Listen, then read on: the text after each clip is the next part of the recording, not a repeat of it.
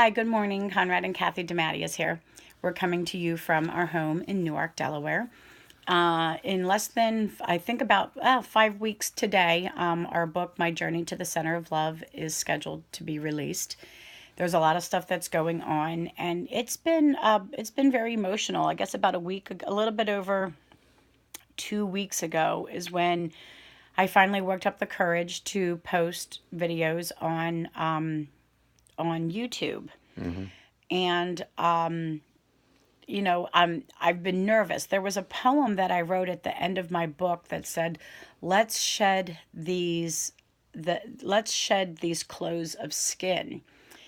And when I wrote that, I was meaning that I wanted to see myself not as this exterior, hair, clothes, skin, all of this stuff, but I wanted to be able to see myself as the light being that I am, and to be able to see other people as the light beings that they are, and to not be focused on outward appearances. We live in a very materialistic world where it's all about the car that you drive or the home that you live in, or is your home immaculate when you walk through the door? Is there breadcrumbs on the floor? And there's just a lot of emphasis to things. And and Jim Carrey's popping in my head as usual, and Grinchy. And, coming up in November, the time of year, where holiday movies come out. And I've always ever since I was a child, I was a big fan of Dr. Seuss books. And speaking in rhyme, which I write a lot of poetry, which is rhyming. And I found that there's, many movies out there that inspire me, that I look at and go, I want to be that better person. And Jim Carrey is one of the and I don't want to say idol, because I don't have idols. He's just somebody who that I've emulated, and that I believe in, especially like Bruce Almighty, like when you think of Bruce Almighty, that was that was a good movie too. And it really, it's interesting how the movies came to him that supported where he was on his growth, on his growth. And now when you look at his evolution, and you see where, and like over the last few years where you saw like the paintings and things that he did, and that you could see how he evolved. Right. So to be able to watch him like that has just been really inspiring. And he's just somebody who I really do admire. He's on my bucket list. I'm thinking gonging meditation, or just painting or something like that. He's really on my bucket list. So I just think he's a brilliant man, and I would love to be able to just sit down and have a conversation with him. So yesterday, this week, I've been having a very difficult time. I had read when I was starting off as a medium, I was reading one of John Edward's books, John Edward. And he had said, in one of the books I was reading, he had talked about the, I guess, the feeling, the energetic feeling he was feeling when people were reading his books. Because, people are going to have opinions, and people who are mediums that are tuned into the energy, or psychics that feel the energy, can feel when those, you can tell when people are talking about you. Most of the time I can hear the conversation in my head. So I usually get that heads up that, of when somebody's talking. Right, when someone's talking. And with everything that played out this week, it was kind of fun, like played out in your life. Right. like I was able to give you the heads up like a 1 or 2 days before it. I was like, oh, such and such is saying this, such and Right. such is saying that, and then a day or two later, you would get the call that would back it up. So it was kind of interesting.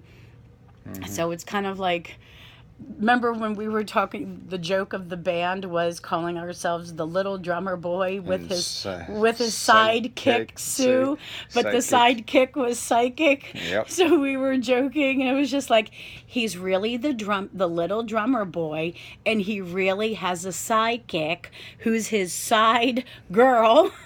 Who really, Sue. Kathy Sue, who really does inform him of a lot of things. And then his mouth just drops when they turn around and come true. And he's like, crap, you were right, you were right, you were right. I hate to say I told you so. Yep. So it is kind of funny. Mm-hmm. It's kind of interesting, a very interesting little world that we have here. Yep. So, so this is what I wrote yesterday morning. Dealing, I've had to create a bigger skin. I've had to learn how to take blows because, my book is getting ready to come out, and there's going to be people who are going to disagree with it, vehemently disagree with it, and I'm going to feel those psychic attacks. And then there's going to be other people who are going to be like, oh my gosh, thank God, a breath of fresh air. Right. Now I understand what I'm feeling. Thank God, someone is helping me. Right. So, there's both, I'm going to have to deal with both sides of the coins. And that's just, it's like, it's not going to be a rosy picnic. And I know that. But it isn't, it's still difficult to deal with, and learning how to build, and wondering, am I strong enough yet? So, this week, when the attacks were coming or challenges, I don't, there's a person who I listen to a lot of his quotes, on YouTube as well, and I follow him. And he had posted something about, it was basically spirituality versus sound doctrine, and it really kind of like struck me. And at first, I was upset and felt like I needed to defend myself. And then I really realized, I was like, no, everything works for good. And I've been scared to speak the truth. I've been scared to say who I am out of fear of a comment like that. Right. So what did it do? It attracted me. And it's somebody who I've known for probably 20 years now, and who I greatly, greatly respect. And I was like, okay, Kathy, I know this is God putting me up to the challenge. You're going to have to do this. You're going to have to stand on your feet and say, the truth to the world. Your book is coming out in 5 more weeks. You can't hide now, know? So this is what I wrote yesterday morning. Writing my journey to the center of love has been the hardest accomplishment I have ever done. This period of waiting until its birth on December 15th is likened to awaiting the birth of a child, wondering, how will this child fare in the world? Will she be accepted? This child is me, little Kathy that grew up and dared to tell the truth to the world of who she is. When I think about the book The Shack or Heaven is for Real, I know those books talked about the supernatural that is God. For many people, those books have been blasphemy, and I suppose that is right where I am going to fall. I talked about things that a lot of people fear. I talked about how cannabis helped me to help myself heal. I talked about how I did battle with a young man struggling with addiction. I talked about how one night I woke up feeling the presence of God go right through my body. As I have been listening to a lot of music lately, that would not have been labeled Christian, it is abundantly clear that the authors are talking to and about God. Pink has a song, What About Us? When I listen to those lyrics, it feels to me she is singing about things that she is already feeling about God's plans. Things that I have heard as well, but have dared not say. Is God mad at us right now?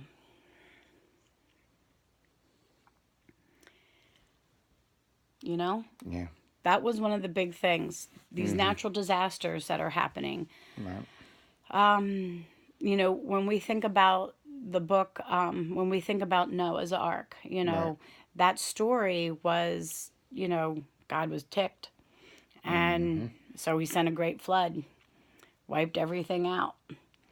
And we've been having, all these natural disasters lately. And it kind of makes one wonder, are we in end of times? Right. Is God mad, Well, supposedly with the rainbow that he would never do anything like that again. But who knows? Who knows? Well, so I wrote, well, if I was a betting woman, I would say yes. Look at our whole world. We kill for the sake of money. We wrongly enslave people for money. We have destroyed countless families' lives over unjust laws just to keep the machine of sickness in place for the sake of money. I can't help but wonder if all these natural disasters are not a wake-up call. If I was honest with myself and you, I would say that yes, they are. Why do you think I was told to do the balloon release? It was an appeasement. I was also told it only took one to believe it. I called some slack from people not understanding that my attempt to listen was to save the human race. I was not worried about the sea turtles or how a boat propeller would behave. I was told to worry about people. I also did not question the message. I did not change the instructions no matter what anyone said. It's the don't shoot the messenger saying right here. If any one of you out there believe the studies in the Bible, look at the story of Abraham. I feel a lot like what Abraham had to deal with in order to do what was done. A lamb was sent in the end. That balloon is the lamb. Will he give me something different Saturday morning instead of the balloons? It's hard to say. Saturday is not here, and I am not God. I just listen to the messages and do as I hear the Spirit speak. I believe my 40 days has started. 40 days of walking in the desert with God. We all have these moments in life. I am no different than any of the other people that have incredible magical experiences with God. And when I say God, I really want to make sure that for me, I say God. But I also at many times say energy or source or universe. It's just that I grew up with that feeling and I resonate with the word God. Yep. But that doesn't mean that somebody else might not resonate with it in a different way. I when I think of God, I know that God is a part of me and I am female, and I know that God is you and that you are male. And in my mind, God is both female and male. Right. He is that energy of both, which I think to me why the fig plays such an important in my brain. You know what I Right. mean? Like the fig to me represents both the male and the female. And when you think of a slug, a slug represents both male Yeah, and and female. female, It can right. do both, and that is how I see God. I don't see God as a male figure. Right. I see God as an energy source. And when Right. I have felt God, that is what I have felt was the energy source, the light. Like that big light that comes into you that literally just makes your whole body glow. It's a very interesting feeling if you've ever had it before. Okay. Let's see. We all have these moments in life. I am no different than any of the other people that have incredible magical experiences with God. I just did not have to die to get it. I didn't need to be hooked up to a ventilator. God delivers messages all the time and uses his people to do it. I know the Bible says when Jesus was preparing for his end, and he begged God to not make him do it. Don't you think I did the same thing? Ultimately, in the end, I realized you don't tell God no. He is the biggest father I will ever have. I was not listening to God, for I did not trust him. I did not trust the God of the Bible. For me to listen, he had to send me my earthly father. I also always listened to my earthly father. Only one time did I not do as he commanded. God knew I would listen to my dad. And you never travel alone. We don't leave this world without God, and we don't enter in without God. We also don't travel without God. When I hugged my earthly dad in my dream, I also felt God. They were one and the same. When someone questions if I know a spirit is good, I am usually speechless. And it makes me wonder if they don't, do they not know God? Have they not felt him before? Really felt him. You know, I saw a marquee sign on a church the other day that said, the Bible is the only book where the author speaks.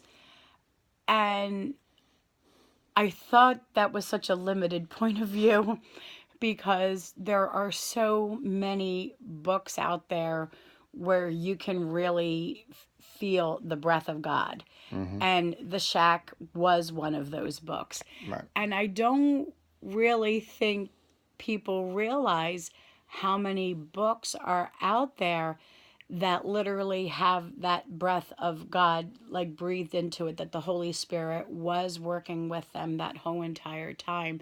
Mm-hmm. So when I read that marquee sign, I did sort of chuckle. I did chuckle Mm-hmm. because I thought, oh boy, yes, this church still has not woke up yet.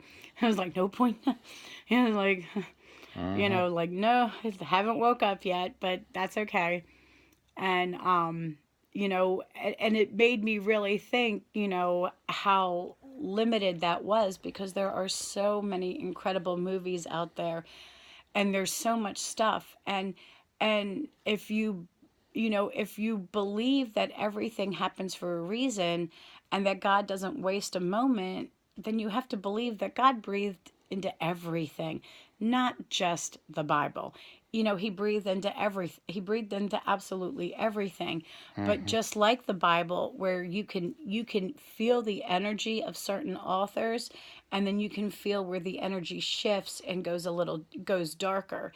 And you can find that in other books as well, right? You can read other books and you can feel where the energy in the book shifts, and you can tell, that there's a different energy going on there. And and I would imagine if somebody is not tuned in to energy, they might Mm-hmm. not be feeling any of that. They might just be reading and then that's it. They're just reading it. They're not really, like that energy hasn't come in yet. And so I wrote, when I hugged my earthly dad in my dream, I also felt God and that they were one and the same. When someone questions if I know if a spirit is good, I am speechless. They don't know the Father, they know their Bible, the one that has been translated and rearranged to fit man's agenda. When Conrad was reading Revelations, I could feel when the energy of the author switched as soon as the word Jezebel came out. As soon as they started talking about how women being wicked, I knew not to read any further. Women are the bearers of life. God trusted only a woman to bring a baby into the world. You understand that, correct? He did not trust a man. It's easy to see that if you open your eyes.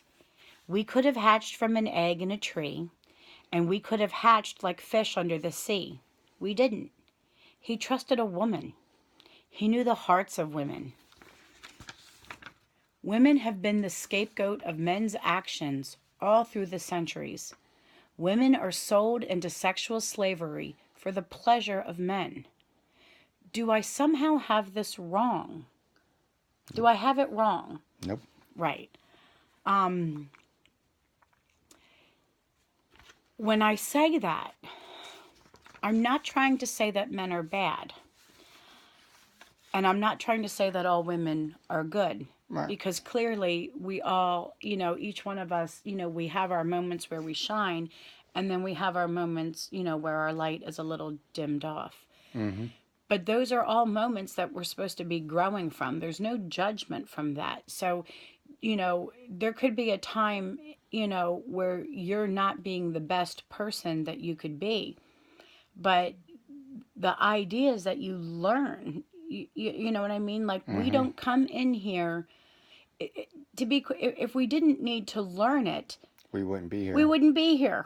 We would have just stayed in heaven and said, "Peace out. I got this. I'm good. I'll just be an angel up here doing my thing up here. I don't need to go back there." And but we Mm-hmm. came here to figure, we came here to figure something out, and we came here for experiences. And I'm gonna. For some reason, the depression thing. We were watching that video from Jim Carrey a few moments ago, Mm-hmm. and it was talking about depression. And you've been home for 3 weeks now, because of depression, Right. and in an intensive therapy group because of depression. And one of the things that Jim Carrey had said was depression is when your body It's a deep rest. is in deep rest Mm-hmm. because it can't play the character any Any longer. longer. Yep. It can't play that character. So when you were listening to that video, how did that resonate with you, with what you've been going on, with you've been, It's true. You and know. this, your life these last few years, has this been the life that are you leading the life No. that you wanted to lead, that you envisioned yourself leading? Do you feel free? No. So depression, so that was amazing. That was amazing, because one of the things, that I, like, there would be days where something would happen that would make me sad, Mm-hmm. that I, like, if it was a death or something that would affect me, that would affect my heart. And people, like, and I could hear a healthcare professional say, "Oh, well, it sounds like you're depressed." And I'm like, do you think I should not be sad over the death of my father? Do you Mm-hmm. think that shouldn't be something that affect me? Do you guys really want me numb? And so when I look at a lot of, when I was going through, my depression years ago, when I was wanting out of my marriage, it was depressing. Mm-hmm. I was not leading the life that I wanted. I didn't, I wasn't where I wanted to be. And having to get myself out of that, was terribly difficult. And I wound up going into massage, which is a career that I truly, truly do love. And then over the last few years, dealing with men was difficult. It was just getting increasingly difficult. And I really chose to limit who I worked on, out of a sense of protecting myself better. Mm-hmm. And through that period, I sort of rearranged, and I began to explore myself, and I began to explore massage in a very, very different way, different from what my schooling was. And I started to look at it really truly just for myself, and not for clients, not for people who I was going to be paid to work on. Mm-hmm. I really started to look at massage as solely for myself. Right. Like, for it, like, how can I use massage to benefit me, myself, only myself, and not Everybody else. everybody else. Right. And that was when my massage changed, and that was when you and I began to enjoy a much more deeper experience with massage. Mm-hmm. And which was something you had been asking for how many years? Long time, 20 years. A long time, that I completely resisted and would not go there because it was my profession. And as I stopped working on men, I was able to allow myself to explore massage in a deeper way, in a more sensual, sexual way. but it was with my husband, so I was okay. Mm-hmm. And but it's not that I didn't ever question that throughout my career, or wonder about the whole thing. Mm-hmm. So I'm going to go up to the closing part that I wrote.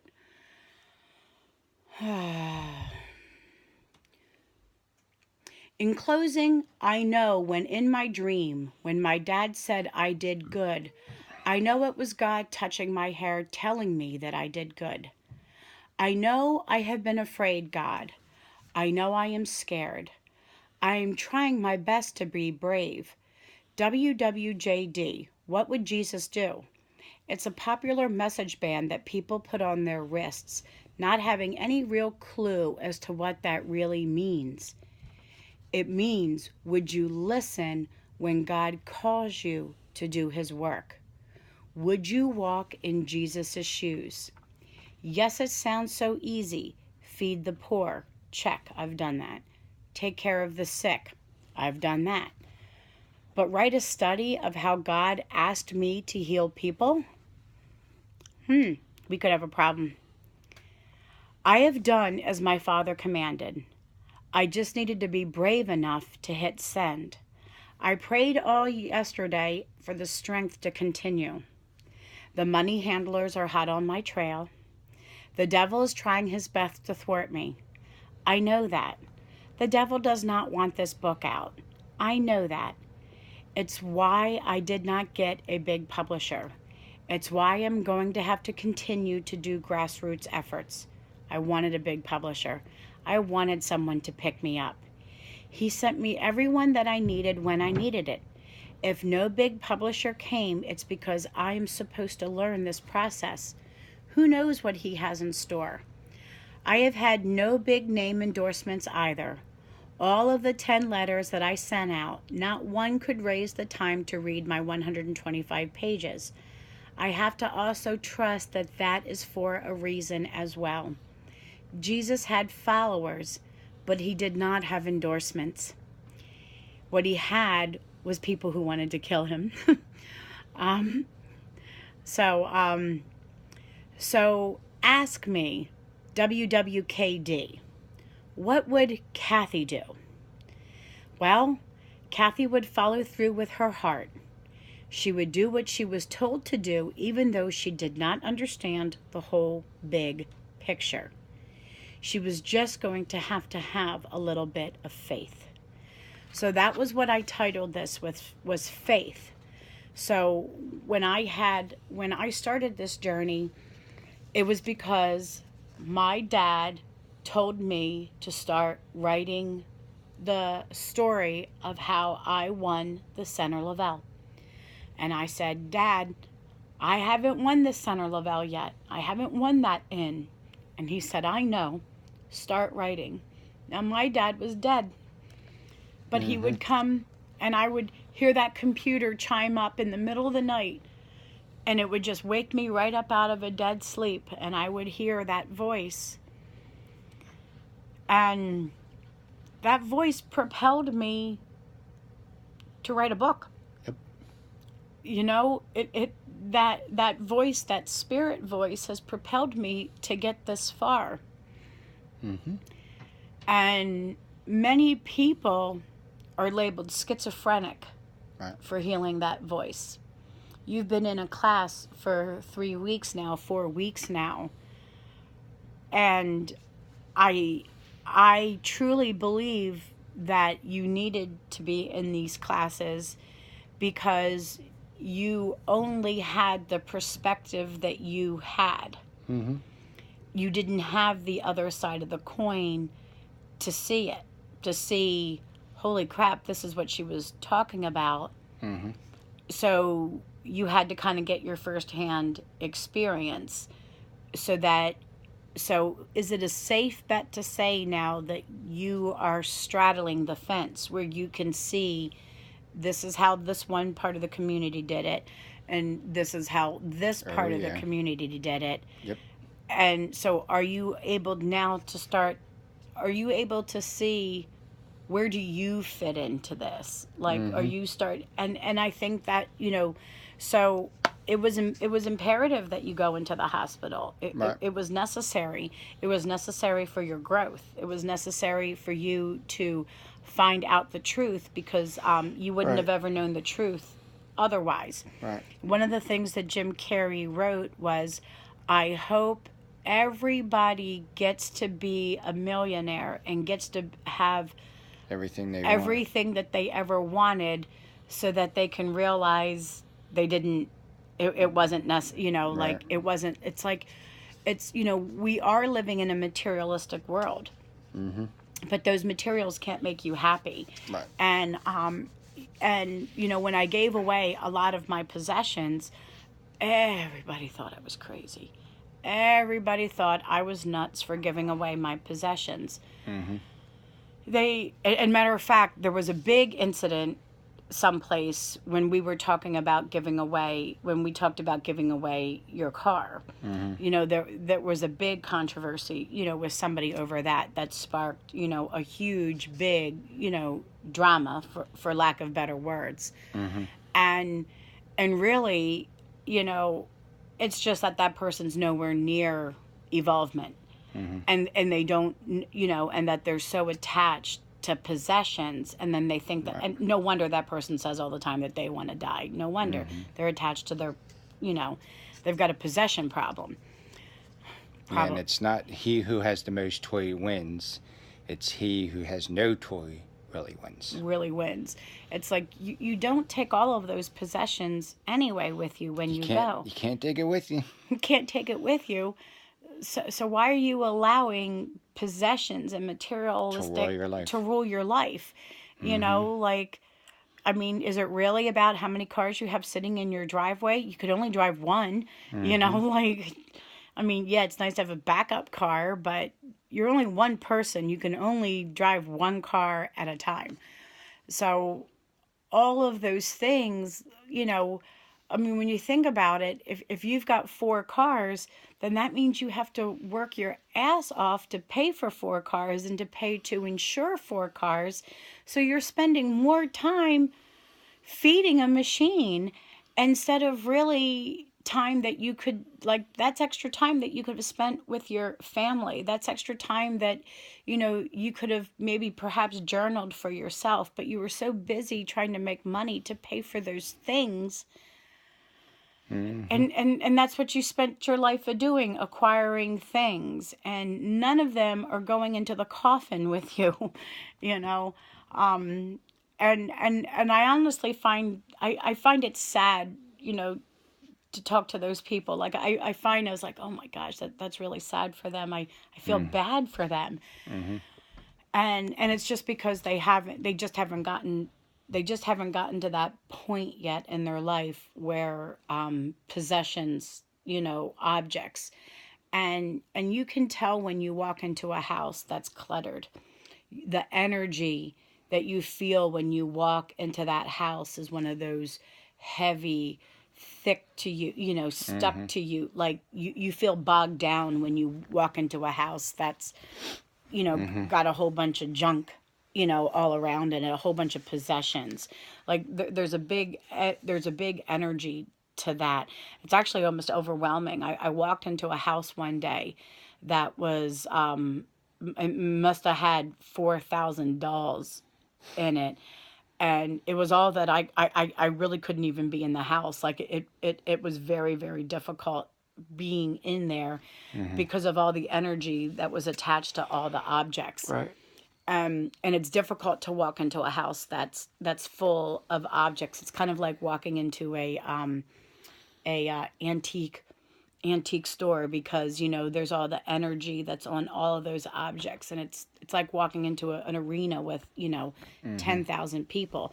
It's a lot, you know. It can be very, very overwhelming for somebody who reads energy. And so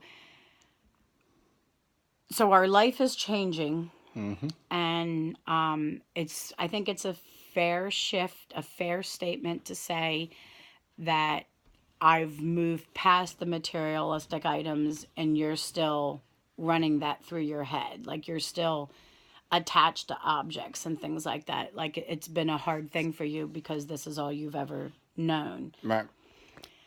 So, but this depression that you're in, how are you feeling? For the most part, pretty good. Are you feeling like you're getting closer and closer to yourself? I do. Where do you see yourself in 5 years? And probably working with you, healing people and couples and individuals and doing meditations and things. You know, your first response was you shook your head like, I don't know. Like, I don't know. I mean, that's what I think is going to happen, but do I really know? No, I don't. Right, right. So I don't know. So it's interesting because like the first was like, I don't know where I'm going to be in 5 more years.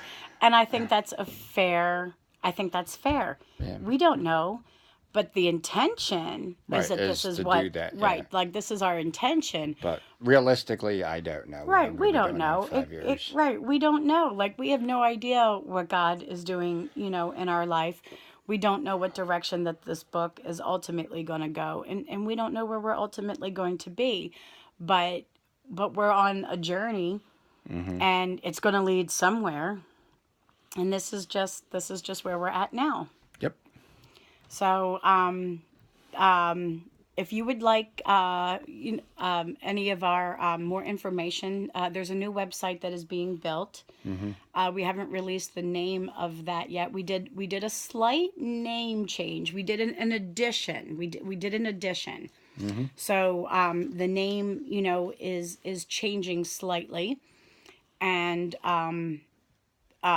the book is an extension of, because let's be honest, there's going to be more books, so there's going to be different names, and there's going to be you know, we know the Fubella's line is the energy line, but I have another, my other personality makes products that are for Adults. Yeah. yes, Adult love. adult love. So that is a separate line. That is a separate line, Right. or a separate division of Fubella's. Put it that way. It's just a separate division of Fubella's. It's not like a complete different company. It's just a separate division under that particular wing. But a lot of changes, you know, have been happening, and we're getting ready to start getting our gift baskets, you know, together for the holidays. So if we're putting them together in $25, $50, and $100 increments. Yep. So if you are interested in having any of our products, you know, be sent anywhere, you know, this would be the time for you to call to get your order in. The soap that is on the shelf that has been made, there's everything that's made is what's going out for Christmas. There's realistically everything that's being manufactured right now does not have a curing process where the soap does. So we're putting, you know, that we're getting the gift baskets put together. We've got a show for Atlantic Barter coming up on the 26th, I think, of November. We've got our show here on December 15th where we're going to have products. And to be quite honest, though, there's only going to be maybe about 50 gift baskets put together because that's about all the product that's going to support that for right now. Right. So if there's products that you want, now's the time to, you know, place your order to make sure, you know, that to secure that you're going to get, you know, these products, especially when it comes to the soap, because I cure them for 6 weeks before I wrap them. So we want to thank you for tuning in. We want to thank you for listening to us and supporting us. The website that you can reach us with right now is www.kathydematetteis.com. You can find us there, and you know, send us an email, give us a call, comment on the site here. we do not offer. We got a phone call last night asking us if I did free readings over the phone. I'm going to explain this as nicely as what I can. Delmarva Power does not send me a statement that says You don't have to pay your electric bill. basically. And you don't work for free. Most people get a paycheck. So as much as what I would love to be able to do that, I just don't do that. That does not mean that I've not given a free message. If I see somebody and I know it's the time for me to do it, then I deliver it. If you want a free reading, this is the best way to get it. Schedule a group party. If you have 8 people so just give me a call. I'll give you all the particulars. But basically, you can get your free reading. It just requires a home party with at least 8 of your friends. Yep. So, and about 3 hours of your time. So go ahead and give me a call for pricing. Depending upon my travel time, prices could go up if there's a travel, depending upon travel time. So, all that does factor in because, time is money. So if I have to travel 4 hours to your location, then obviously, there's going to be different fees involved. Right. So I think that is it for today. We want to thank you, and you guys all have a great coming up on the weekend. So you guys have a very good weekend. Alrighty. So click like, make a comment down below, subscribe, and hit the bell notification, and have a wonderful day. Bye.